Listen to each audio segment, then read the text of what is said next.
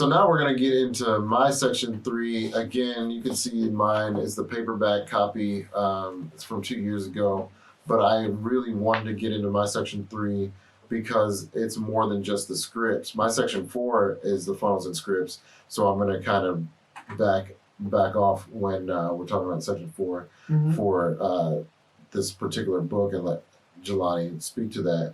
But there's some crucial pieces in my section 3 that I think are essential for you to have for building a funnel. Secret number 9 is funnel hacking. Secret number 10 is 7 phases of a funnel. Secret number 11 is the 23 building blocks of a funnel. Secret number 12 is front end versus back end funnels, which we just talked about in Backbeats section 3. So I'm not going to get into that too deep. And then secret number 13 is the best bait. So how do we get people onto our hook? So funnel hacking, and I'm going to kind of read from my notes. I have some cliff notes here that I've taken for this particular book for people that want to get the book that are like cold traffic and don't necessarily know the benefits of the book. That's something that I offer as a bonus. Getting back to that core offer and adding bonuses. So my section 3 is called Funnelology and Leading Your Customers to the Sale Over and Over Again, in parentheses. And so funnel hacking is you find a competitor that's successful and reverse engineer their funnel to work for you. Buy their product or sign up for their email list and just see how their funnel works or it doesn't. And I funnel hacked a number of different brands. We run a record label. So I looked up some other record labels, looked up Brain Feeder, Stone's Throw, Fresh Selects, Flying Buddha, yeah. And this is like things that actually apply to you. I'm not talking about some kind of pie in the sky theory. When we're talking about our niche, like look for companies in your niche that you respect. And that's what I looked up. It was very interesting to find the feedback. I'm not going to tell you all the results. But that just goes to show you how you can find different companies to funnel hack. And don't copy them, just model. Right. You know, use as model. There's 5 variables to a successful funnel, and so this is what you want to look for in your research in funnel hacking. But then when you're making your own funnel, make sure that these things are included. So number 1 is the demographics. Who, what, and where. Who are you looking for? What do they do? Like, what's their profession? Are they a student? Things like that. And where are they? What's their age? Things like that. You need to know those demographics of the people that you're trying to target. What is the offer that's being shown? And these are the things that you're looking for in the funnel of the brands that you're going to hack. Number 3, what does the landing page look like? Is it bright colors? What are the words on there? Do they use big buttons? Do they use pictures? What are they using on their landing page? Once you click through the initial hook, what's on that landing page? Number 4, what is the traffic source? Where is your competitor's traffic coming from? What sites do they buy ad space on? Is traffic coming from banner ads or social media or email? Do they use mainly video or text? And there's a number of websites like similarweb.com that you can use to find those links. And then number 5, the 5th variable of a successful funnel is ad copy. So this is what you're writing. What are the words that you're using to hook people? What are the words that you're using in your story? And so that's funnel hacking, and that's secret number 9 in a nutshell. You can pick up the book if you want to read the details. For sure, definitely. Any thoughts on funnel hacking? Oh, dude, you covered it pretty nicely. In fact, it's just stuff that you need to consider whenever you're trying to build your funnels out, because you want to build them. It's more of getting in the motion than actually building the funnel itself. You know. Exactly. It's more of just you gotta practice. Exactly. Just do it over and over again, and then you get good at it. That's like anything else in life. But secret number 10 is the 7 phases of a funnel, and I do love how they have a graphic there. You can see that in greater detail if you get the book. But briefly, I want to go through the 7 phases. So even before the first phase, they do what we call pre-framing. So the emotional tone a customer has when introduced to our offer. We can guide this by using content that suits the emotional chord we are trying to strike. Fun, sad, exciting, etc. So you're going to use content like a video or a picture that gives the mindset or emotional chord that you want to strike. Then you get into phase one. Phase one is determine the traffic temperature. Is it hot or is it warm or is it cold? Phase two is to set up the pre-framed bridge. For the hot bridge, keep it short. Send a short email with a quick link to a landing page. For warm bridge, maybe slightly longer with cosign from a credible person to our potential customer. So, for Russell Brunson, a lot of times you'll have Tony Robbins write or say something to add credibility. And for a cold bridge, this is the longest bridge. You need to do a lot of pre-framing before the person gets to the landing page. So maybe you have a hook and a video and some other things before they even get to your landing page with your core offer. In phase three, you're going to qualify the subscribers. So this is via an opt-in squeeze page. They've come to your landing page, and then this offers value in return for information, usually an email address. Then in phase four, you're going to qualify the buyers. You want to use a low price offer, possibly free plus shipping. So that's how we got these books. Phase five, identify hyperactive buyers. So maybe I buy the book, but then I go to your website and find out that you have 2 other books. So then I go buy those 2 other books. And then I find out that you have a podcast. So I subscribe to your podcast. And then I find out that you have social media. So I go and subscribe to all your social media. Those people are the hyperactive buyers. And in context for the 80-20, this is like the one whale on the end that's paying most of the money that is making up for the 100th person that's only paying a few cents. And really quick, that example is on a given NFL game day, and within 100 people, there's somebody that's paying $10,000 a game to watch, and there's somebody that's paying like $1 to watch. But on average, you're going to make about $10,000 from 100 watchers. And so from 100 to 1, there's a huge drop off from the top 20 to the bottom 80. For example, your top 1 is spending $10,000. Maybe they got the VIP tickets and season tickets, and they bought some merchandise, and they bought food at the stadium. Maybe they're not going to the stadium right now, but before and after the pandemic. But then you have one person that just happened to be in a bar that was playing the game and bought a beer while they were there.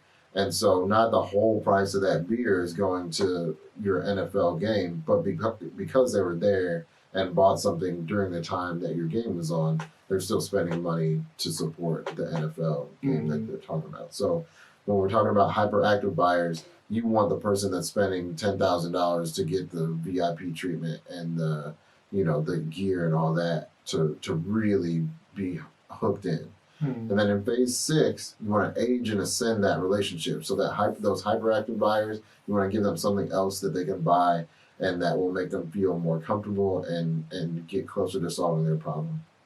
And finally, in phase 7, you want to change the selling environment.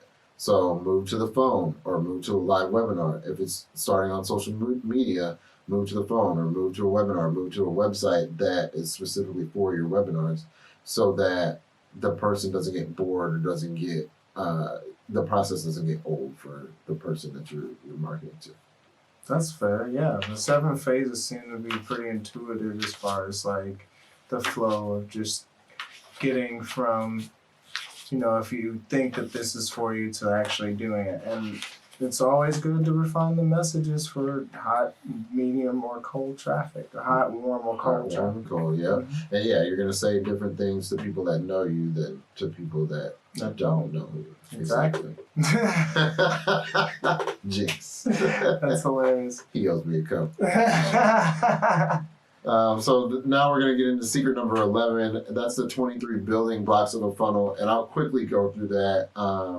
There's 4 main sections to that.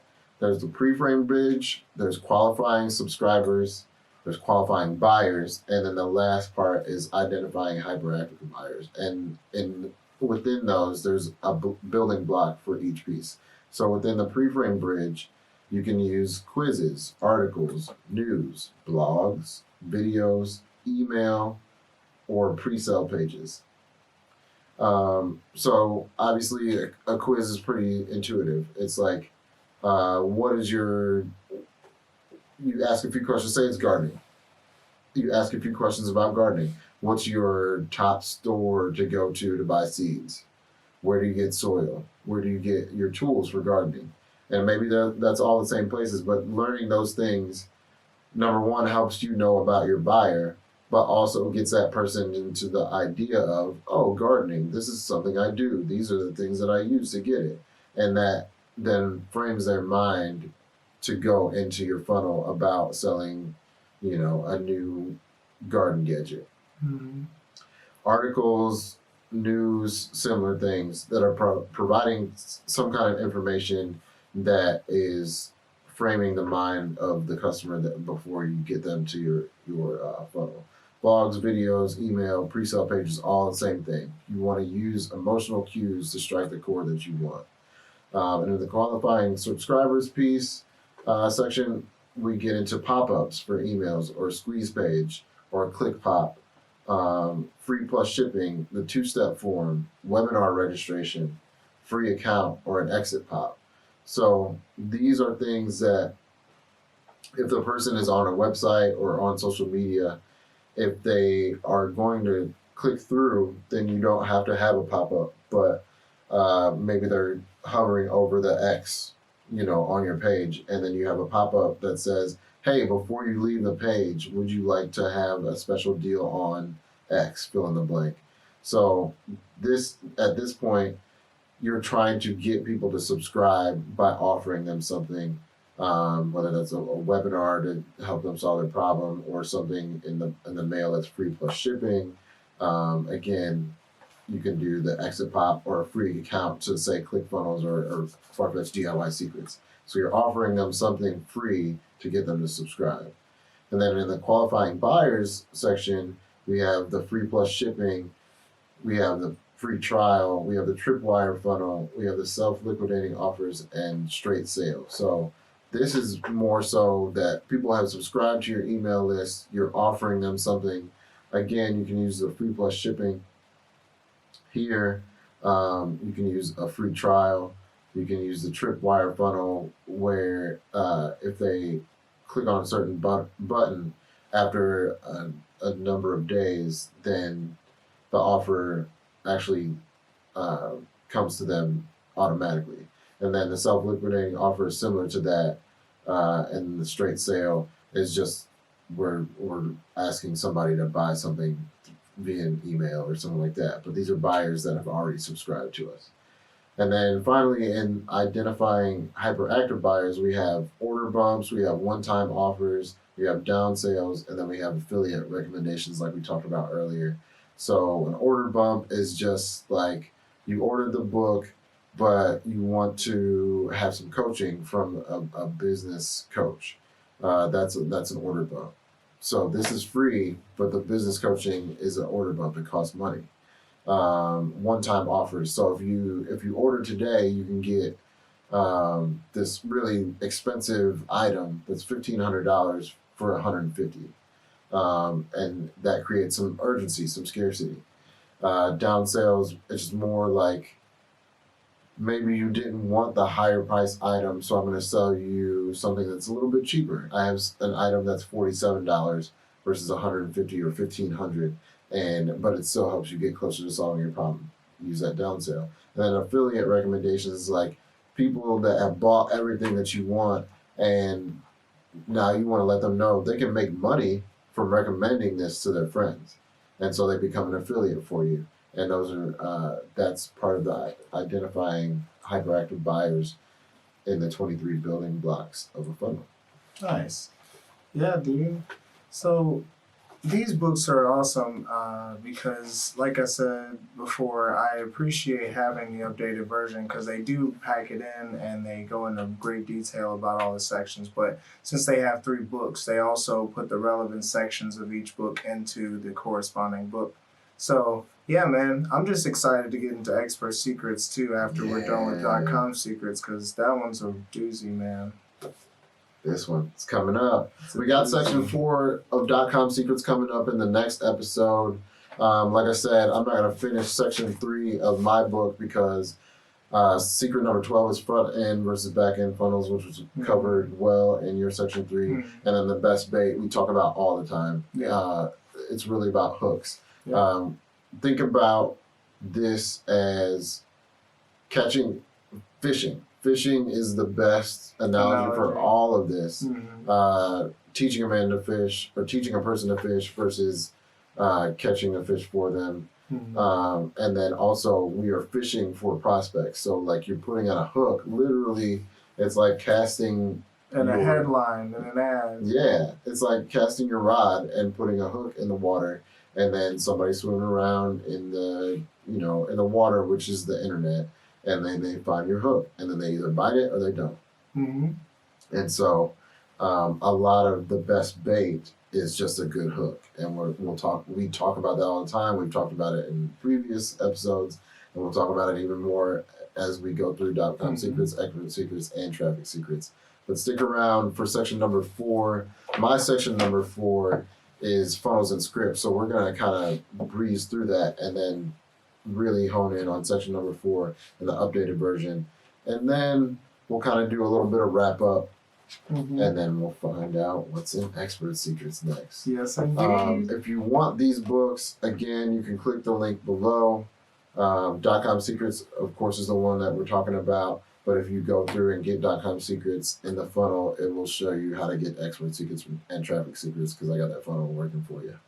But we appreciate you watching. We appreciate you taking the time. Hopefully this was beneficial to you. Tell us what you thought in the comments. Leave any thoughts you have in the comments. Please share this, subscribe to us, and stay in the conversation with us. We don't want this to be a one-sided conversation. We want you to talk to us too, and share some of your tips and tricks. What books are you reading? What books would you like us to review in the queue? Obviously, we have these 3 set up. We got one more 80/20 marketing definitely planned, but after that, it could go anywhere. Oh, Purple Cow, Purple Cow. Seth Godin. Yeah, Seth Godin. Oh, the guru, the man when it comes to marketing. Seth Godin. So look him up as well. But until the next time, man, I'm Darian Wigfall. I'm Jelani Buchanan. And this was Marketing Darkness. Thanks, y'all.